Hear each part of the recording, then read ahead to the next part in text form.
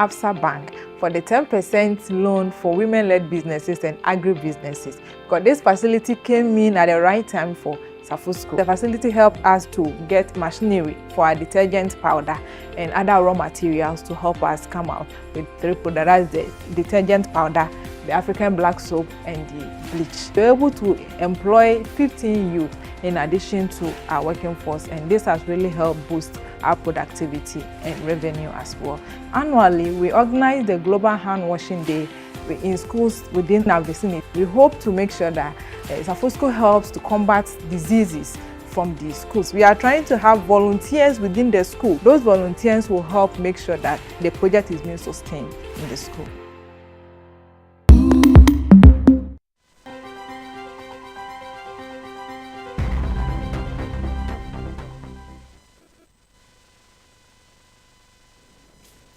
This is the 2025 edition of the Citi Business Festival. It is powered by 97.3 Citi FM as well as ChannelOne TV. We are sponsored by Absa Bank Ghana Limited, MTN Ghana, and Zonda Tech Ghana Limited.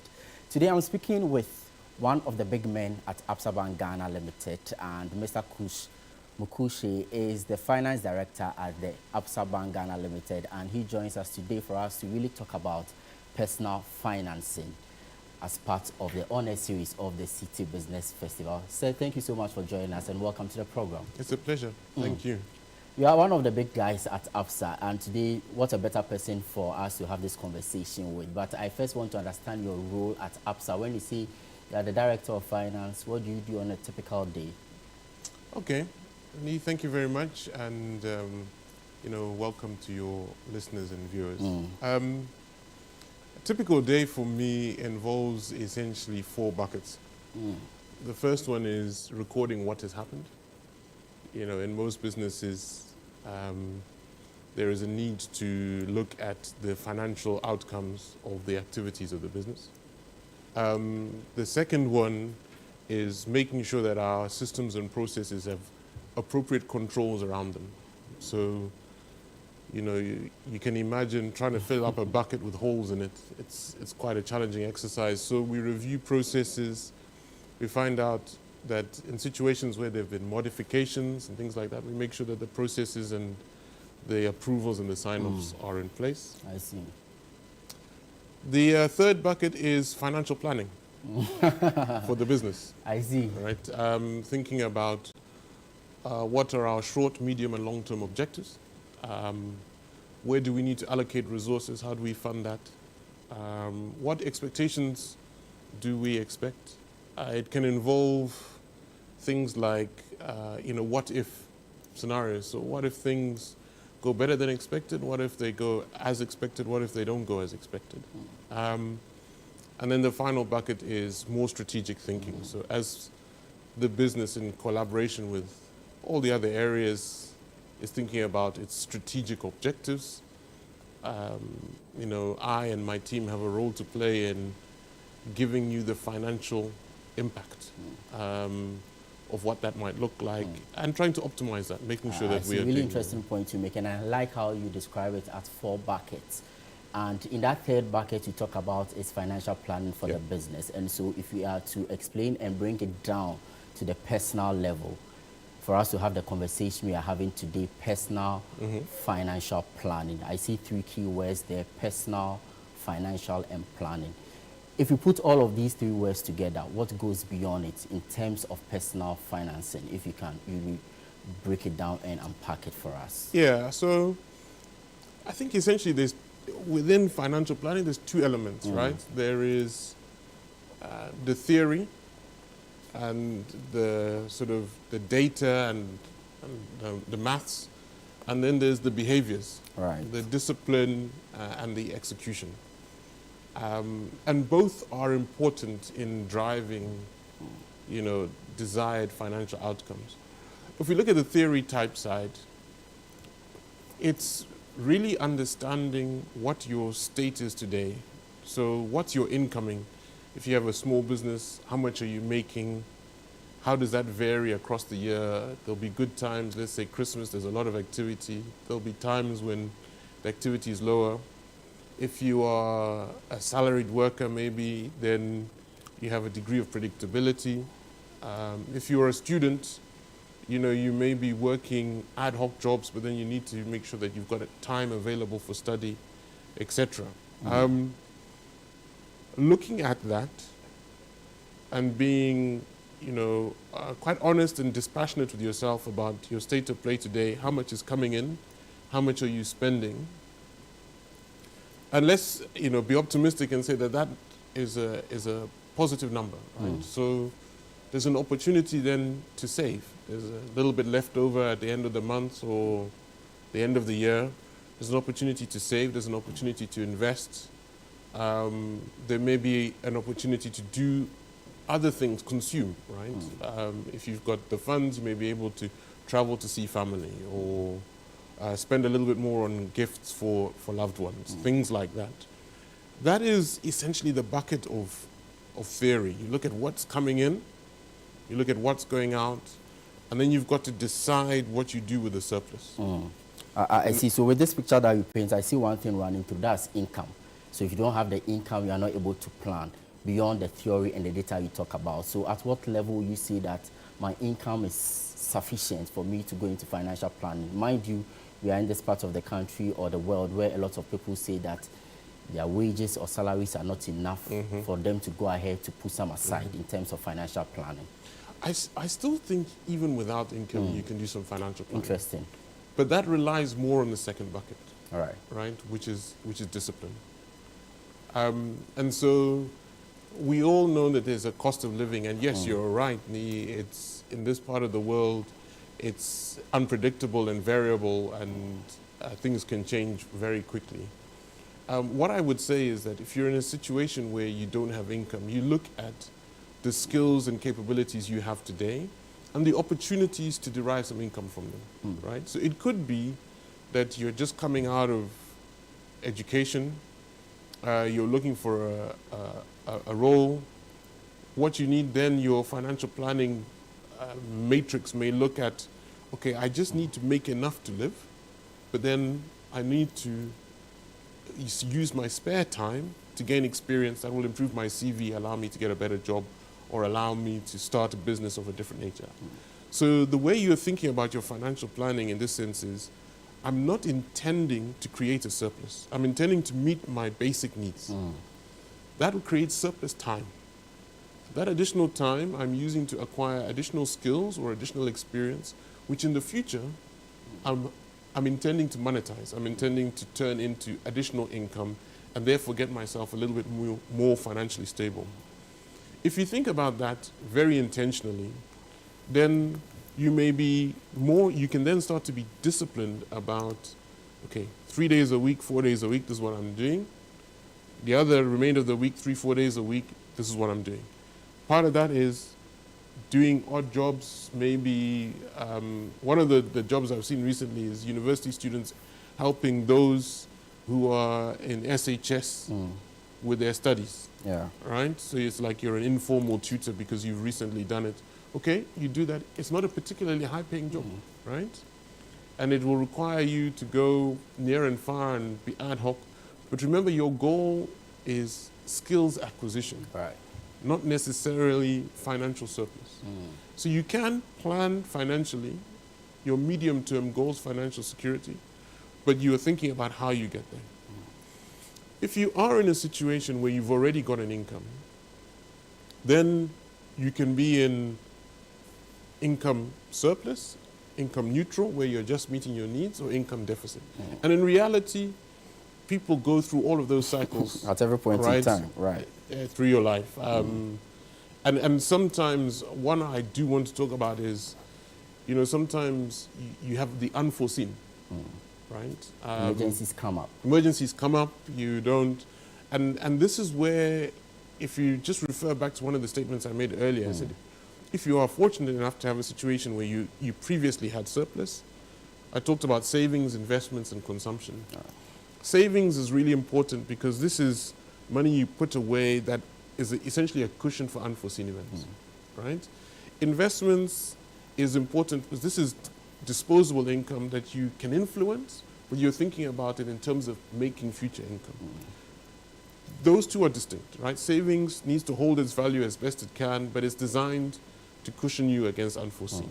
And then the final one is consumption, right? And I think it's that order is key. You secure yourself today against unforeseen events. You think about how you can use today's capital to generate future income streams for yourself. And then once you've done that, then you've got a little bit of extra disposable. I see. But back to the issue of, income deficit, which you earlier alluded to, in the scheme of the savings, investment, and also consumption, where does debt come in terms of the equation? Because a lot of people are also running, their lives in a manner that they are always in debt. The indebtedness is there. And so if you want to plan financially for your future and you have this heavy burden of debt on you, how do you deal with that? Yeah, it's a good question. And I think debt essentially does two things. And before I go into that, let me make the statement that, debt under control can be a very useful tool. Right. But it requires discipline, it requires control. Debt out of control can be a very tricky place to be.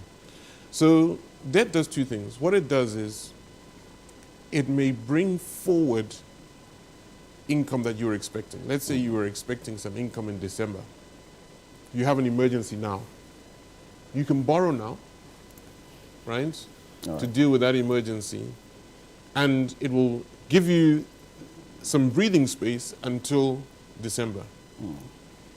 The discipline element of it is that money that was earmarked for December has already been spent, right?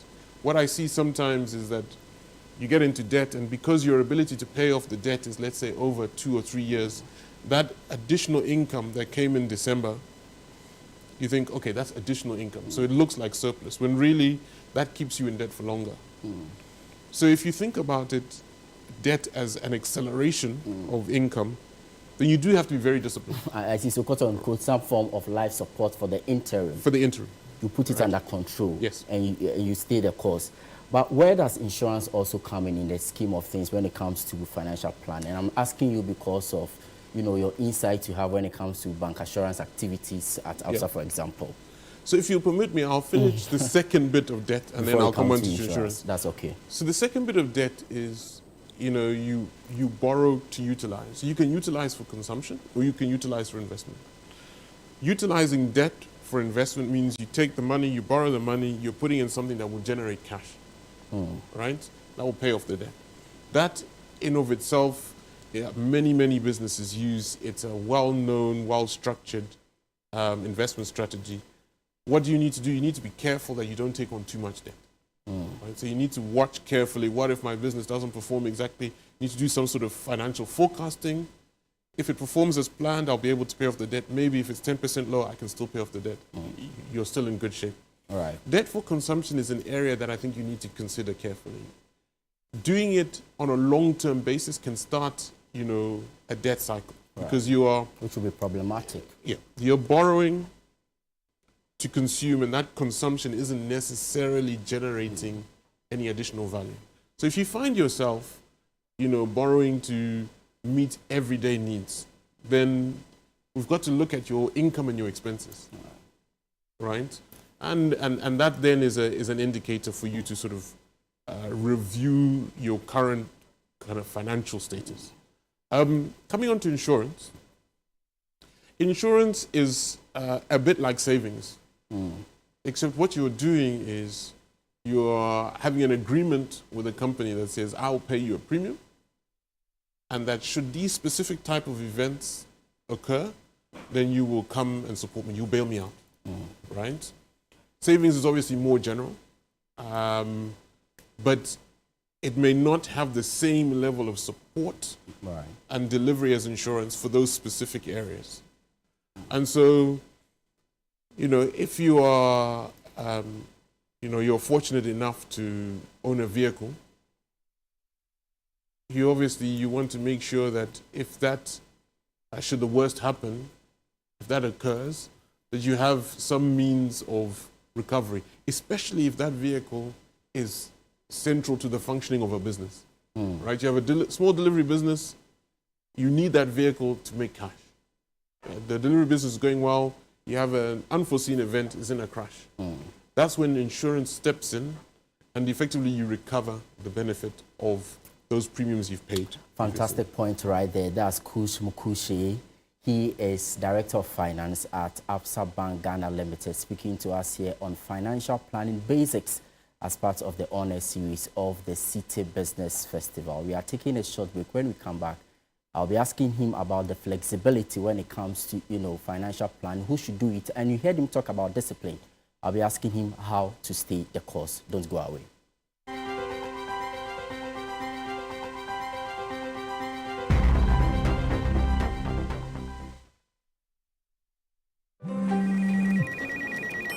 She's coming.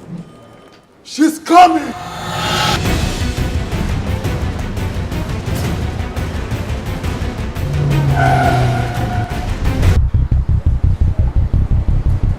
Oh, it's in. Red Hour receipt now!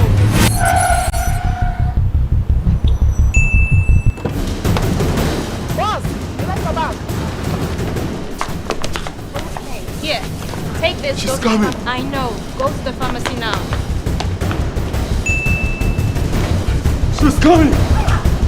Oh.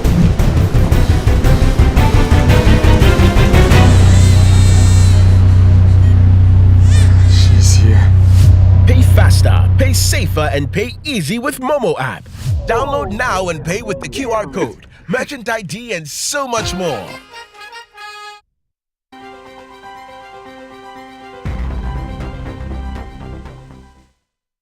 You're welcome back. This is still the honor series of the Citi Business Festival 2025. My guest today is Kush Mkushi, Director of Finance at Absa Bank Ghana, talking to us about personal financial planning.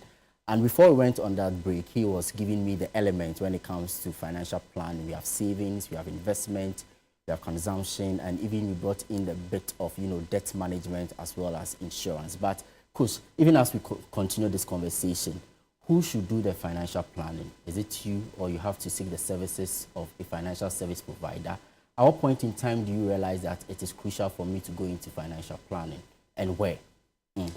Yeah, I think you can start financial planning as soon as you essentially start spending savings in life. Indeed, the sooner the better. The basic elements of financial planning, spending now versus spending later,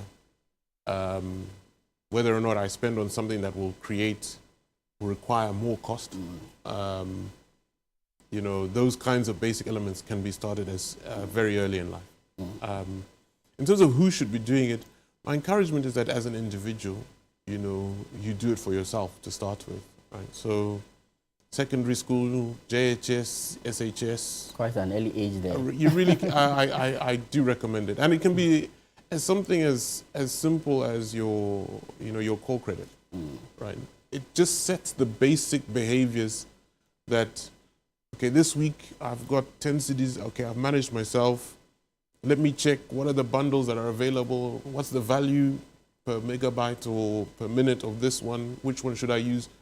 Those principles, those ideas are applicable later in life. You are simply trying to optimize what you get for whatever financial resources you've got. Later on in life, in a bigger family unit, then you can do it, depending on the specifics of that. So a married couple or friends may choose to do it together. If you're going into business with friends, then you may choose to do it as a group. The benefits of that is you can have a different perspective. You can build in a little bit of review and challenge, right? Where I put my case forward and somebody may try and pose questions to, debunk that case and say, what if this happens? What if that happens? That helps you strengthen the overall resilience of your financial plan. But what are the dynamics when it comes to the duration for financial planning? I'm sure people may want to go in for the short term, others for the medium term, others for the long haul. Are there any tricks or specific directives when you are settling for any of these, financial planning schemes? Yeah, I think you sort of have to do it, you know, at the same time. All right. There's a long-term guidance, right? Let's say your long-term objective is, I want to own my own property, something like that. That can allow you to say that, okay, by the time I'm, you know, a certain age, I need to have my own business, or I need to be at a job of a certain level. That means I need certain skills or certain levels of experience. That can inform where you spend your time today. But you're not expecting to achieve that objective immediately, right? At the same time, you've got to live day to day, right? And so you do need to know whether or not your current behaviors are taking you on or off track. And I think a typical example, it may seem a little bit, you know, basic or simple, but a typical example is that if you track your spend, just track your spend over a month, and you find that you are spending more than, you know, you thought you were, you probably find it's these an accumulation of little expenses that's adding up to a big one. And it may be that, you know, when you are going out to see your friends every weekend, you're spending a little bit more money on an Uber instead of, you know, coming home together on public transport or staying overnight at your friend's house. These are very trivial examples, but practical in the sense that you can choose very, very quickly to say, guys, you know what, this week we'll meet here, this week we'll meet here. All you're doing is planning, you know what you're doing, you're not caught off guard, you're not at the wrong side of town when the boys or the girls are meeting. You know, you can change your menu at home. This is something I've done, right? You know, I used to eat much more of the sort of refined, imported stuff. You know, I found a lot of local recipes I like, changed my menu, right? I still enjoy my food. All part of the planning process. And I did it because there was a point in my life where I thought, you know, the balance wasn't there. And to do that, you need to have been tracking, right? If you don't track, you'll not be able to see the loopholes. Exactly right. I see. Really fine point you make over there. But yesterday when we were talking about savings, one of the things that came to light was the fact that if a country has a low savings culture or rate, it means that its people consume a lot, and it's a reflection of the society itself. When it comes to financial planning, is it the same sentiment that if people are not personally financing their lives and planning for it thereof, it's also a reflection of society, and it channels its way into various aspects of the economy? It can be, right? But the way I prefer to look at it is, you can definitely have cultural elements that mean that its consumption is expected of you. The typical one, I think, is Christmas, right? I think and you know, this is where I think financial planning can be helpful. If you know that at Christmas, typically, when you go home to family, there's going to be a lot of consumption because it's that time of year, then think about your income January to November and put a little bit away, right? And in doing so, don't just wait until Christmas to then start, you know, looking at the goods or buying. Maybe buy some things in advance because it might be cheaper because it's not a high demand time. Right? The things you can, right? Obviously, there'll be some things you can't. All of that takes discipline. I see. So in the spirit of that, even before we come to the issue of discipline, are you able to, on top of your head, for example, propose a financial plan for our listeners, our viewers? Say somebody has a salary of 3,000 Ghana cedis, side gigs 1,000 cedis, maybe gifts and other things, another 1,000 Ghana cedis, bringing everything together at 5,000 Ghana cedis a month. If you're able to propose such a plan, what about the issue of flexibility? How much flexibility, the level of flexibility in that particular plan? Then we'll conclude with the issue of, you know, discipline. Sure. Look, proposing a plan is quite challenging me because It's dependent on your specific circumstances and wants and needs. So it's something that I would say, you know, you should think of and perhaps bounce off a trusted friend, right, or family member. But I'm unable with such a broad audience to be able to do something. It would be very generic, and I wouldn't want to take somebody down a path that you know, may not be appropriate for them. What I would say is that, as a rule of thumb, you know, if you've got some regular income, no matter how small it is, do try and save, right? And saving is important. The way I can tell you from personal experience, it has worked for me, is, you know, when I started out, I was a neutral. I spent everything I earned and struggled to put anything away. Got a little bit of an opportunity, took a step up. So I was earning a little bit more.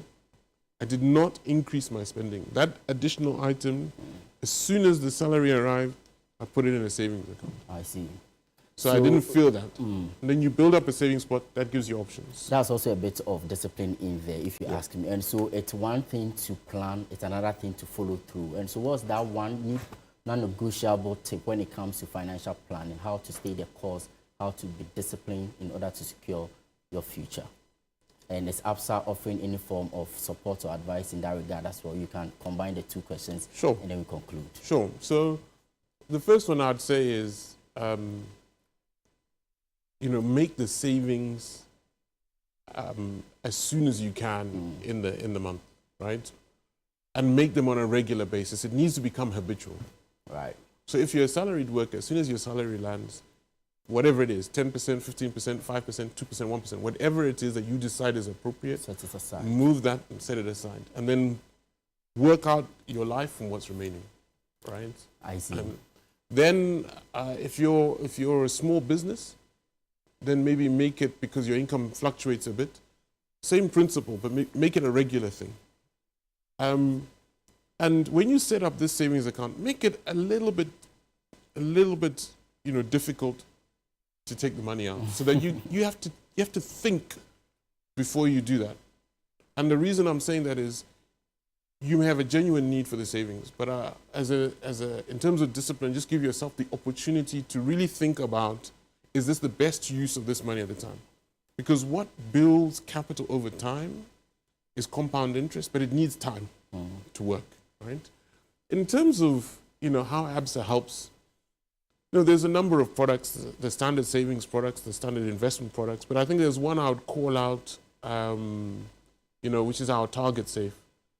And this speaks directly to financial planning. So you're targeting, let's say you want to target a new fridge in 2 years' time. You can see that the old one is getting a bit tired, it needs replacement.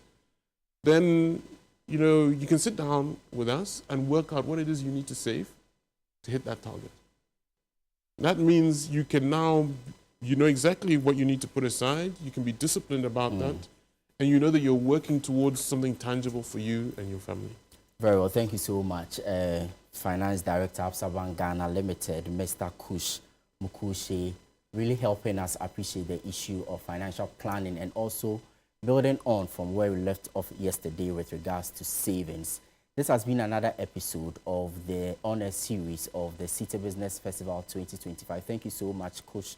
We hope to see you some other time. The 2025 edition of the Citi Business Festival is powered by 97.3 Citi FM as well as ChannelOne TV. We are sponsored by Absa Bank Ghana Limited, MTN Ghana Limited, as well as Zonatech Ghana Limited. I am Neil Atilati. Thank you so much for tuning in. We come your way again same time tomorrow.